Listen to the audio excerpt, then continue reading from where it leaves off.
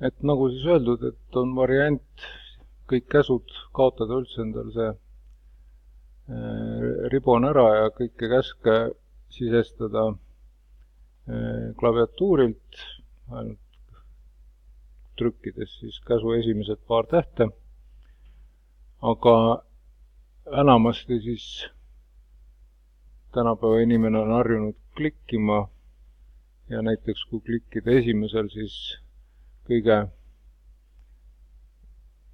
vasakpoolsel ikoonil, mille nimi on lain on siis joon, kes ei tea, et siis käsurea peal jutt muutus ja AutoCAD tahab meie käest nüüd, et me määraksime esimese punkti.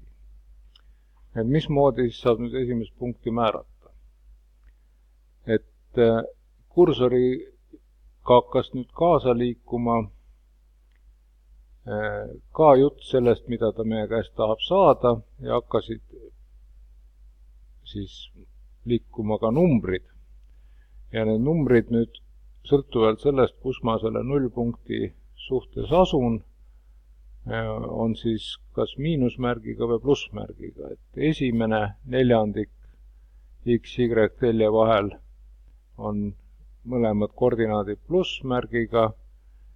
Kui ma lähen siis rohelisest joonest vasakule poole, siis tuleb esimene koordinaat negatiivne. Kui ma lähen veel allapoole ka, siis on mõlemad koordinaadid negatiivsed ja kui ma tulen siis punase joone alla, siis on esimene positiivne ja teine negatiivne. Et niimoodi siis tehakse AutoCAD jaoks vahet selle asukoha nullpunkti suhtes.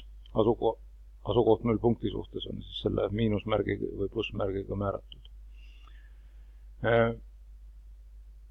Loomulikult ma võin lihtsalt kuskil klikata, jutt juba muutus, juba tahab teist punkti saada.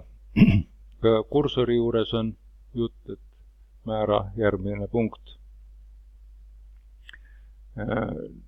Aga nüüd see esimese punkti asukoht tuli selline imelik murdarv ja kui ma nüüd lihtsalt suvaliselt kuhugi klikkaksin, siis tuleks ka see joone pikkus selline suvaline murdarv.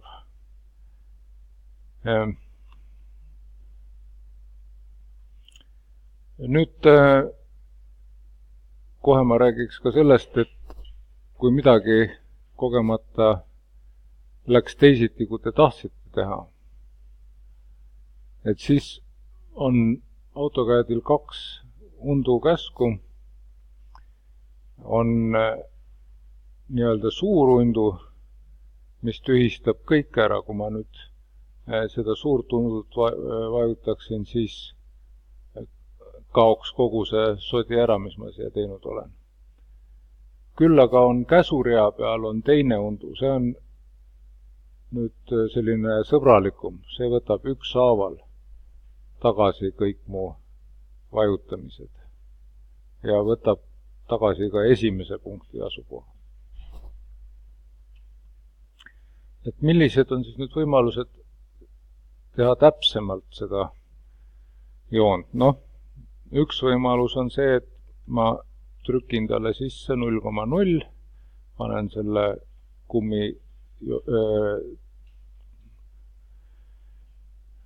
kummipaela alguse 0 punkti ja edasi siis näitan hiirega, kuhu poole ma tahan seda joont saada ja nagu te juba märksite, et sinise tausta peal olev number on siis muudetav. Et kui siin nüüd alguses oli sinise tausta peal üks number ja teine number oli halli tausta peal, siis nende vahel saab tabulaatori klahviga saab nende vahel liikuda ja komaga saab järgmisesse kasti, aga tagasi siis saab ainult tabulaatoriga, et tabulaator on siis selles mõttes nagu parem. Nii kui mul on nüüd pandud siin 0,0, nüüd on siis ainult üks number. See üks number näitab siis kaugust sellest esimesest punktist. Kui see punkt ei oleks 0 punktis, siis ta näitaks samamoodi kaugust. Ja ma saan siis panna siia endale vajaliku numbri, näiteks 1200. Enter. Näitan teise suuna. Panen teise numbri. Kolmas suund. Nii. Nüüd juba peale kolmanda punkti määramist tekkis käsurea peale lisaks võimalus see kujund sulgeda. Ja ma soovitan seda sulgemist siis alati kasutada, kui te mingit kinnist kujundit tahate teha, sest kui ma siia peale vajutan, siis lõpeb ka käsk ära. Kui ma oleksin klikanud alguspunkti või koordinaatidega sisestanud, siis ei oleks käsk ära lõppenud. Teine võimalus joonistada suhteliselt täpselt on kasutada siis seda abimeest, mis on siin all abimeeste rea peal, see on siis see hall riba all paremas servas. Et need taustaruudud, nendest pole suurt mingit kasu, et neid saab sisse-välja lülitada siit selle modeli kõrvalt. Küll on siis midagi kasu sellest järgmisest ikoonist, et kui see järgmine ikoon võtta, siis näete juba need numbrid selle kursori küljes ei ole enam kümnendmurrud, vaid on juba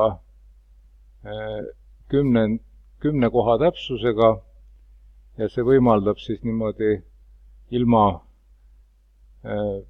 olulise pingutuseta siis selliseid täpse pikkusega jooni teha.